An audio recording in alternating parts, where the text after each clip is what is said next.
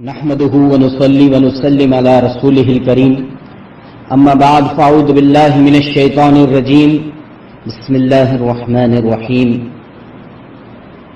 بے شک فتنہ قتل سے زیادہ شدید ہوتا ہے. آج کل سوشل میڈیا بالخصوص واٹس ایپ پر ایک آڈیو کلپ بہت تیزی کے ساتھ وائرل ہو رہی ہے جس کے ساتھ کسی حیوان کی تصویر لگا کر اس کے زمین پر مسلط ہونے کی خبر کو عام کرنے کی کوشش کی ہے. بے شک یہ بالکل غلط اور من گھڑت خبر ہے. خیر وہ اپنے اس مکر میں بہت حد تک کامیاب بھی ہو چکا ہے. افسوس اس بات کا ہے کہ ہماری عوام علم کی کمی رکھنے کی وجہ سے ایسے مکاروں کے جال میں آسانی سے پھنس جاتی ہے اور جھوٹ پھیلانے میں ان کی مدد کر دیتی ہے. آج ہم اس میسیج کے ذریعے اس باطل میسیج کا رد کرنا چاہتے ہیں اور اس میں جس طرح سے بھی جھوٹ کو شامل کیا گیا ہے، جھوٹ کا سہارا لیا گیا ہے، وہ آپ کے سامنے رکھنا چاہتے ہیں. پہلا سب سے بڑا جھوٹ جس کی وجہ سے اس کلپ کا جھوٹا ہونا، مکار ہونا ثابت ہوا ہے، وہ ہے اس سے جڑی ہوئی تصویریں. جب وہ بیان کرنے والا، بولنے والا تصویروں کا تذکرہ کرتا ہے، تصویروں کے بارے میں بات کرتا ہے تو کہتا ہے کہ تصویریں حق ہے اور اس میں کوئی بناوٹی بات نہیں ہے، یہ بالکل حق ہے میرے بھائیوں، حق ہے. لیکن حقیقت تو کچھ اور ہی ہے. ایسی بالکل ہو بہو تصویریں، ڈٹو سیم ٹو سیم تصویریں انٹرنیٹ پر پچھلے سال یا 2 سال سے پڑی ہوئی ہیں. اگر آپ کو یقین نہیں آتا تو گوگل پہ جائیں اور یا یوٹیوب پہ چلے جائیں، وہاں جا کر گوٹ مین GOAT گوٹ MAN مین، بکری کی طرح آدمی، گوٹ مین ٹائپ کریں اور آپ کے سامنے حقیقت کھل کے آ جائے گی. اور اس نے جو تصویریں بھیجی ہیں، ایک تو اس کے پیر کی، دوسرا وہ دور بیٹھا ہوا ہے. آپ اگر سمجھدار ہیں تو جہاں وہ دور سے تصویر لی گئی ہے، اندھیرے میں وہ بیٹھا ہوا ہے، اس کو زوم کر کے دیکھیں، اس کا پیر بکری کی طرح ہے. اور جو اس نے بھیجا ہے اور ایک پیر جو جس کا زوم ہے، وہ آپ کو لگے گا ایک درندے کی، جو شکاری جانور ہوتا ہے اس طرح کے، اس کے جانور کے پیر کی طرح ہے. کتنا جھوٹ ہے. پہلی بات تو وہ انٹرنیٹ سے کہیں سے تصویر اٹھا کر حق ہے کہہ رہا ہے اور لی گئی تصویر ہے، یہ سامنے بیٹھا ہے، یہ جھوٹ. پھر دوسرا جھوٹ کے وہ پیر آپ ملا کے اس کے دیکھ سکتے ہیں. آگے بھی اس نے اس کلپ میں بہت سارے جھوٹ بولے ہیں. میں آپ کو 2 جھوٹ اس کے سامنے رکھتا ہوں.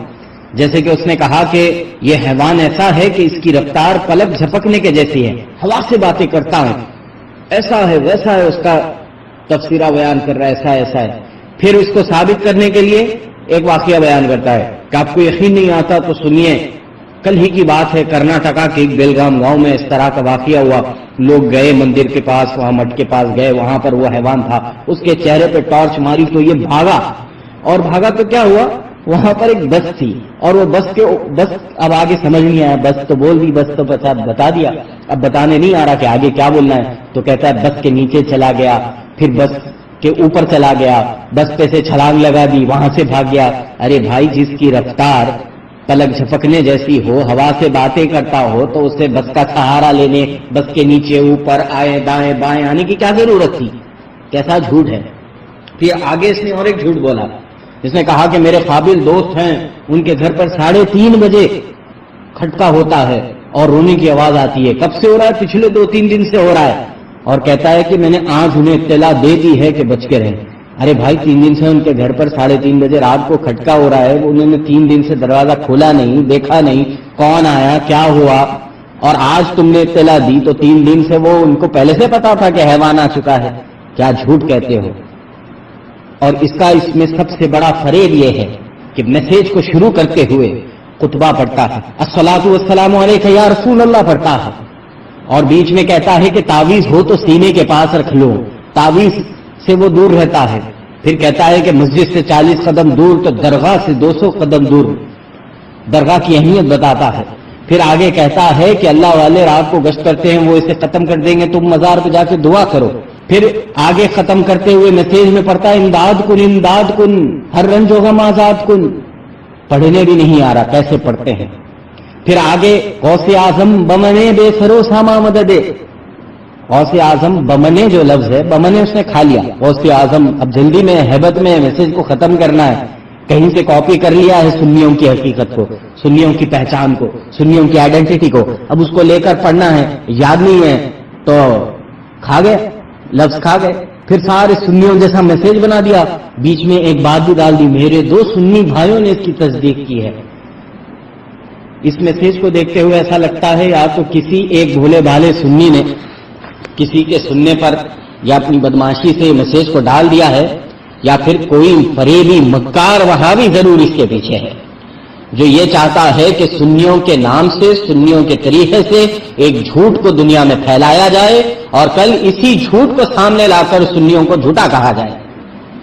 تو میں کہتا ہوں تم جو بھی ہو، اگر تم سنی ہو اور تم نے اس میسج کو مذاق کے طور پر لوگوں میں فتنے کے طور پر پھیلایا ہے تو توبہ کرو کہ تم نے رسول پاک علیہ الصلاۃ والتسلیم کا نام لیا، تم نے غوث اعظم رضی اللہ تعالیٰ عنہ کا نام لیا، تم اس میں پکڑ میں آ سکتے ہو۔